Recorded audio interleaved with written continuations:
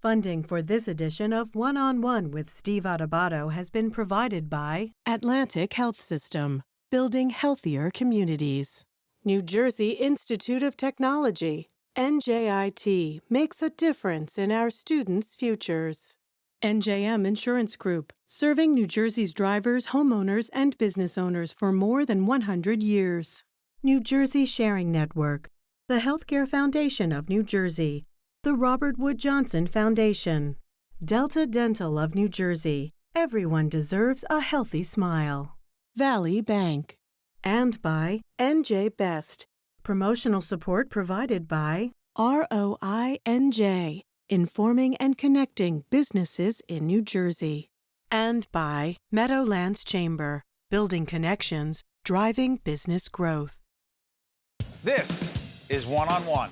I'm an equal American just like you are. The jobs of tomorrow are not the jobs of yesterday. Look at this. You got this? Here it is, man. Look at it. Life without dance is boring. I don't care how good you are or how good you think you are, there is always something to learn. Do you enjoy talking politics? No. People call me because they feel nobody's paying attention. Our culture, I don't think, has ever been tested the way it's being tested right now. That's a good question. High five.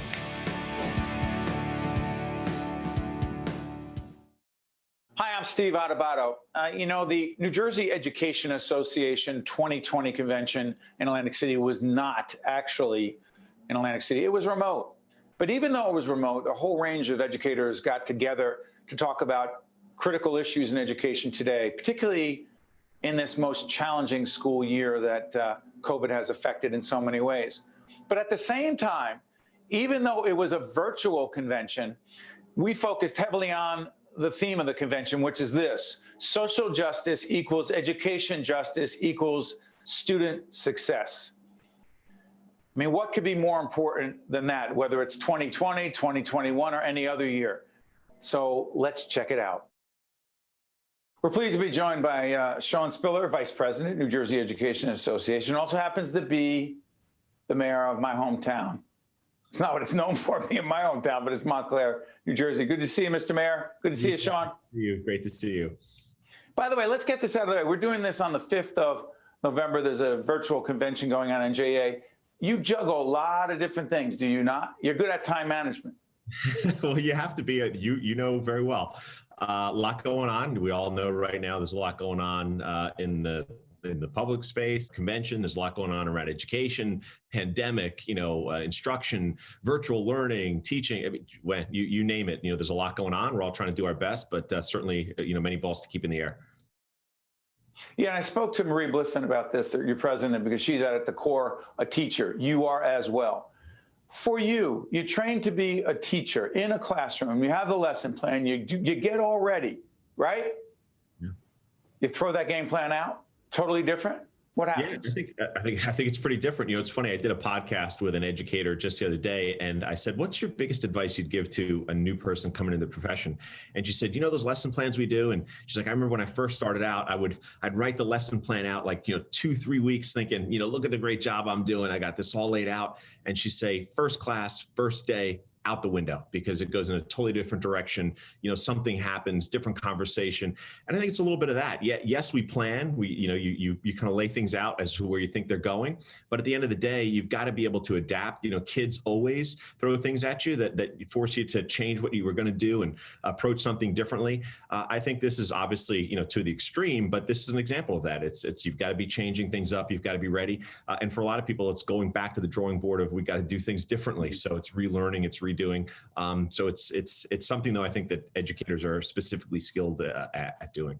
And what's so interesting, Sean, you've been attending, as we have as well, for the last several years. You've been going there a lot longer. The actual convention in Atlantic City over 100 years. Talk about adapting and innovating. That is exactly what this convention is. While we are speaking to you, there are remote seminars, workshops, presentations going on as we speak, correct?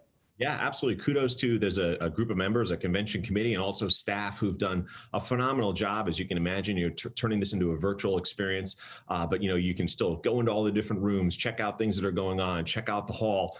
It's really trying to bring that robust experience. And I think they've done a heck of a job from what I've seen so far in the sessions I've been in. So kudos. And, we're just hoping for a smooth rest of the way. How much more challenging is it to keep, quote, students engaged in the learning process when you're not in the room together? Yeah, I think it's pretty hard, right? There's just so many distractions. You know, we all know this. We've been on a million Zooms a day. Everyone's kind of getting used to that piece, but you know how it works, right? I'm sure the kids have their cell phone. I'm thinking high school here, but you know, it's all different grade levels, whether it's another distraction of the device, a TV on in the background, something else. You're competing for that attention normally, and now you've got to do it where you don't get to control the student's environment as much. So it's certainly a challenge, you know, no question. You've told our producers that, quote, education is a constant, must be a constant for kids. Sean, what does that mean? Well, right now, I think more than ever, right? What you've heard from our governor, who I think is doing a heck of a job with all this, but so many people talking about the fact that everything is different right now. We're always talking about checking in on our students, but certainly our colleagues and all of us as adults, our social emotional well-being. But for students especially, they are used to a little bit of structure, a little bit of order. They're used to being with their friends in a certain way, and all that's been thrown just upside down. So I think for us, school's important. That routine's important. That structure's important. And seeing that educator's important. I think all of those things help to stabilize these young learners. And I think doing more than just teaching them math, science, whatever it is, just really helping them through these difficult times. It's just an important piece of it. Steve Adubato here, Sean Spiller, the Vice President of New Jersey Education Association. Sean, convention theme, social justice equals education justice equals student success. Make that real for us. Yeah, well, look, we've seen it again, bring it back to the pandemic, right, which we keep talking about. Hasn't created some of these things. It's only, highlighted that they existed.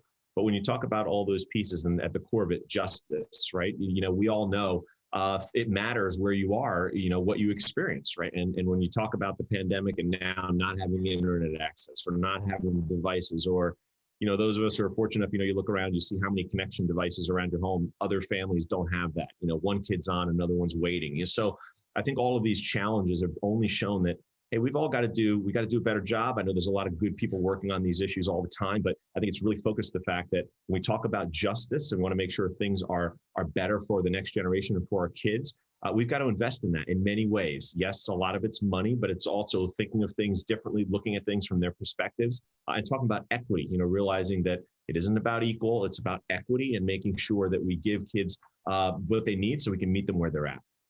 Finally, as we go out for the break, I want to be clear. We live in the town of Montclair. It's a great town. It's a wealthy town in some ways, but there's a lot of disparity. So real quick on this, Sean, someone in Montclair or any other community says, I got mine. Well, geez, you don't have for your kids? That's not my problem. It is everyone's responsibility. I'll get off my soapbox. Go ahead. No, you're dead right. I think the beauty of it, and well, thank goodness we don't really hear a lot of that in Montclair. I think that's why we both love it so much. But that type of thinking, listen, we all know when everybody's doing better, you and I, even if we had that mentality, are going to do better as well, right? We've got to wrap our arms around each other here, especially during these difficult times, and realize that let's support one another. Let's get through this together, and we're all going to be stronger because of it. Keep doing what you're doing every day. Good luck with this remote convention, and fingers crossed that we'll be together in Atlantic City next year. All the best, Sean. Yeah, thanks, guys. Listen, thanks for what you do as well, and looking forward to seeing you in person next year. You got it. We'll be right back after this. We're now joined by Angel Santiago, who is the 2020-2021 New Jersey State Teacher of the Year. You heard that right. He is the Teacher of the Year, fifth grade teacher at Loring Flemming Elementary School in beautiful Camden County. Good to see you, Angel. Thanks for having me, Steve. It's a pleasure to be here. Well, first of all, congratulations. How did you find out that you were the Teacher of the Year? A, and B, what was your reaction? So obviously I knew I was the Camden County Teacher of the Year earlier in the summer. And, later in the fall, my administrators they sent me an email and asked if I wanted to celebrate being Camden County Teacher of the Year on a Zoom call, just like this, a Zoom call. And they would invite my students. And so, we had a bunch of the administrators here in Camden County and Gloucester Township, and my students were also there as well. We celebrated being Camden County Teacher of the Year. Then they asked my students to head back to their original Zoom meeting, and while I stayed. And then at that point, Interim Commissioner Damer appeared on the screen and notified me that I had a new position, a new role as a New Jersey State Teacher of the Year. Obviously, anyone who's experienced this position or this calling, this is the pinnacle of your profession. This is the top, and to be recognized in this way and with this honor was I was left speechless. I was very emotional. First thing I asked is if I can call my mom and let my mom know about the honor. And how proud was she? She was obviously, I'm the oldest one in the family, the oldest grandchild, and the one who has the highest degree when it comes to college. So I'm one of the first ones to actually have a degree from college. So she was very proud. She cried on the phone. We cried together. My mom has been probably the most important person in my life throughout my entire life. So she was very proud, very happy. A, why did you go into teaching? And B, as a fifth grade teacher, and our daughter's in the fifth grade as we speak right now, is this what you signed up for? Teaching in the way you're teaching now? So obviously I wanted to be a teacher quite early in my high school career. I had great teachers that kind of guided me, mentored me. When it comes to this particular year and how special this year is, and I'm going to use the word special because I do think there's positive things that we can take from this. We could never predict what this would happen. But there's one thing that stays constant throughout the profession of education, and it's that adaptability. Like, we have to be adaptable, right? So we've known adaptation throughout the entire. Most teachers know what adaptation is, because curriculums change, standards change, and times has changed, as well as the profession should be adaptable because new policies come up, new ways of pedagogy come up. So even though I'm not prepared, I wasn't necessarily prepared for this, I was able to adapt because I knew that came with the job. And I know excuse me, Angel, but not being in the classroom with your students, and again, we're going to go back and forth. This will be seen later in 2021, and God willing, things will have gotten better and we can be together in a classroom, but who knows? But are you still feeling this? Do you still have the sense that you're connecting with your students, you're teaching your students, and more importantly, they're learning? I do think that we are connecting with our students. I do think that with the technology that we have nowadays, we are still able to be with our students. Imagine if we didn't have this technology.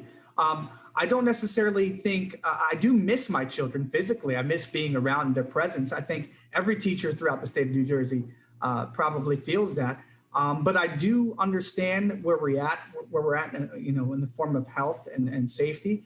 And I do think that this is part of the future when it comes to education, and that there are some things that we can take from this that will be beneficial as we go along in the future of education. I think we have to be open-minded. I think we have to be, we have to do the best that we can possibly do. And all the teachers throughout the state of New Jersey have stepped up to the plate and really, put themselves out there, have become creative. Professional learning communities have grown to not just include the 5 people or 6 people you work with, but a network of teachers throughout the state that that we weren't, privy to have prior to this experience. And real quick, we've got about 2 minutes left. Diversity in education. You had an interesting quote. It took me a while to see minorities in education. You are one of the few Latino men in elementary school education. Why is that so important?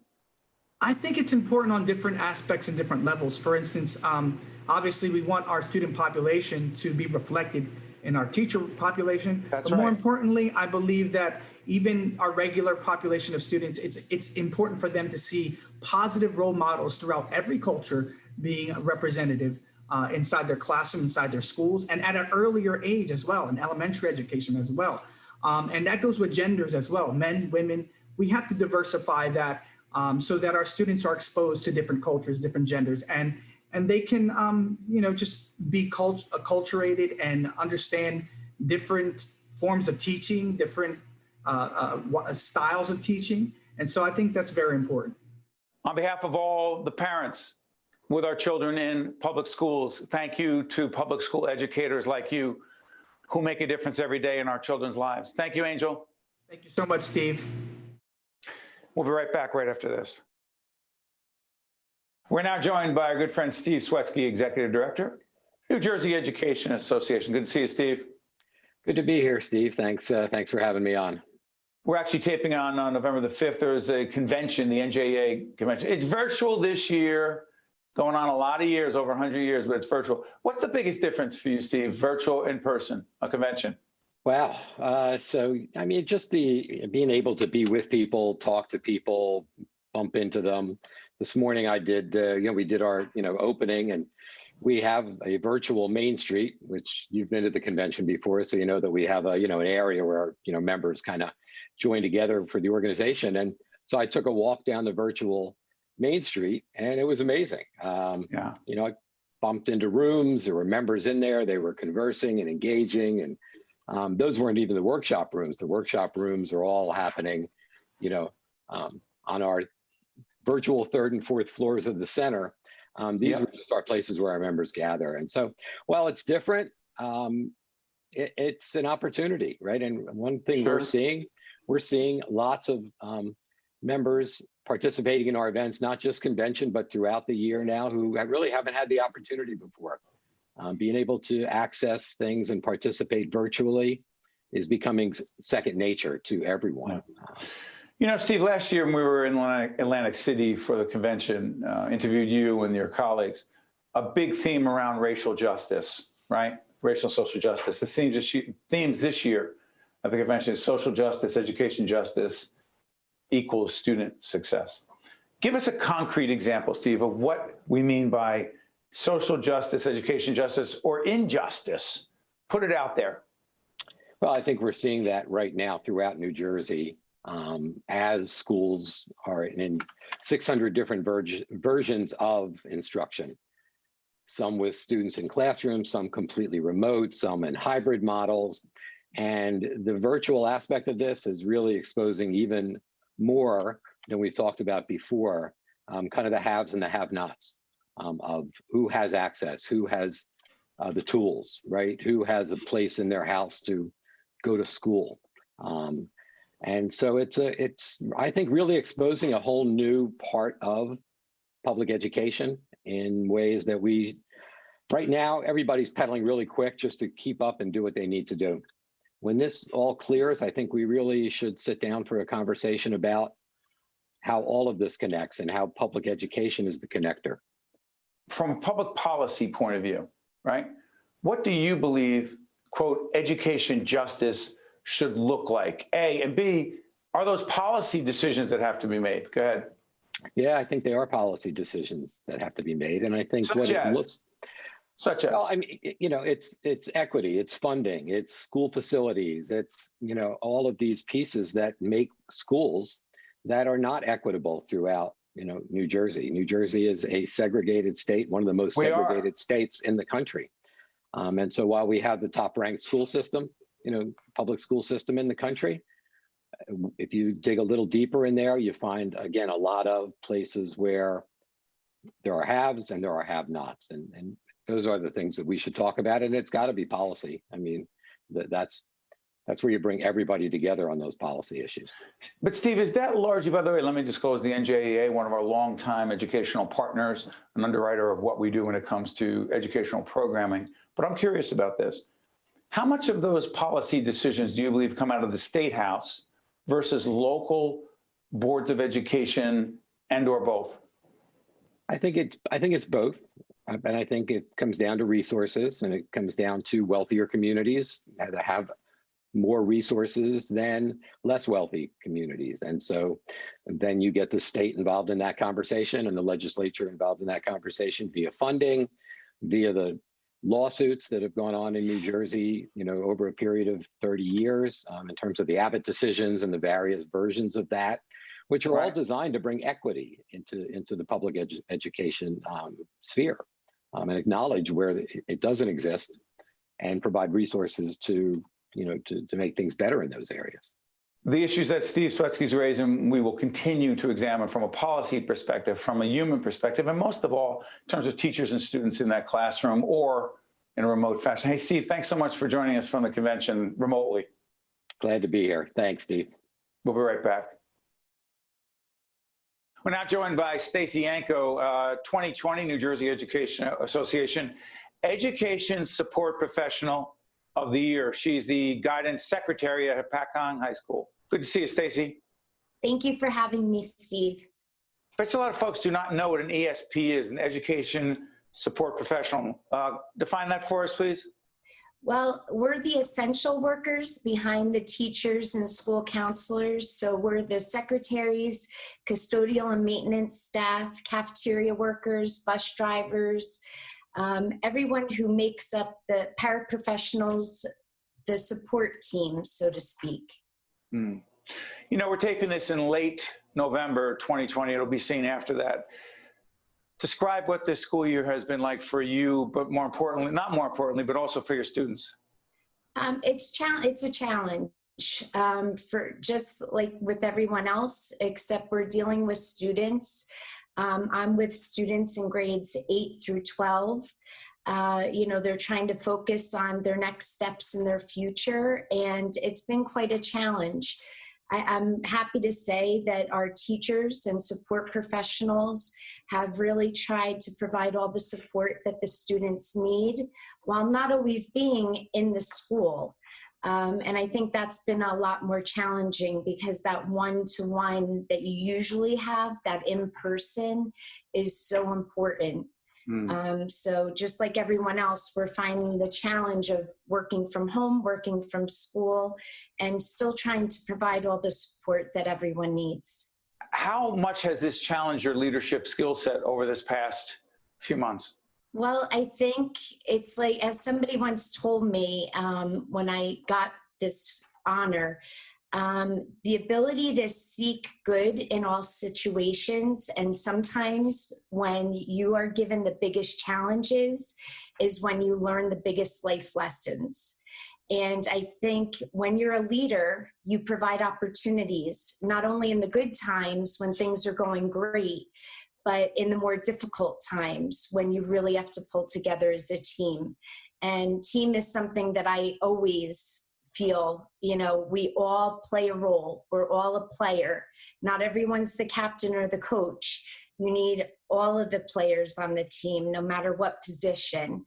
Some are always on the field. Some need to pinch hit, so to speak. But we all do it together. Hold on, Stacy. I am a sports addict. Not that I play anymore, but I'm obsessed with being a fan. You make a lot of sports references. Is there a reason for that? I'm a huge sports fan. Okay, let's get this out of the way. I'm going to talk about the NJEA virtual convention in a second. Okay. But what sports, what teams? This is a little unconventional. Football is my favorite. I'm actually a Tennessee Titans fan. Hold on, I'm taping up in North Jersey. You know I'm a Giants fan. Just get this, where does that come from? Are you from Tennessee? No, I actually am born and raised in New Jersey, and one of my best friends growing up was a Houston Oilers fan back when Earl Campbell was the running back. That's right. And I kind of picked up from there and followed them when they went to Tennessee from Houston. But right. With that being said, we always root for the Giants. That's my husband's team. And of course, we support the Jets as well. So. Just making sure. All right, back to education. The NJEA, New Jersey Education Association virtual convention. Describe it. What was it like? It was still amazing. It definitely, I missed being with everyone and having that opportunity to network in person and meet new people. But with that being said, I think NJEA once again raised the bar and tried to give us those opportunities to not only get wonderful professional development, but also the opportunities to interact virtually. And I was really pleased and proud to be a part of it. You know, when you have a virtual convention like that, just like we're doing virtual broadcasting right now, you also, at least for me, I look forward to being back in the studio. How much do you look forward to being back with your colleagues and your students? Well, I'm fortunate. I have been in my school even since March, 2 to 5 days a week. And actually, when we're done, I'll be back in my office supporting our staff. Unfortunately, we did just go virtual recently, but I definitely can't wait until we can be all back together. Well, Stacy, I want to thank you for joining us. I want to remind folks you're the 2020 New Jersey Education Association Education Support Professional of the Year, and we're honored to have you with us. Thank you for what you do every day. Oh, thank you so much, Steve. Thanks, Stacy. One-on-One with Steve Adubato has been a production of the Caucus Educational Corporation. Funding has been provided by Atlantic Health System, New Jersey Institute of Technology, NJM Insurance Group, New Jersey Sharing Network, the Healthcare Foundation of New Jersey, the Robert Wood Johnson Foundation, Delta Dental of New Jersey, Valley Bank, and by NJ Best. Promotional support provided by ROINJ and by Meadowlands Chamber. I was diagnosed with cystic fibrosis when I was 2. It's hard to grow up with CF. But I have an awesome care team at Goriab Children's Hospital, helping me do the things I want to do, like play lacrosse. And now I've been recruited to play in college. Where you go for pediatric care matters. Atlantic Health System, because every moment is a moment that matters.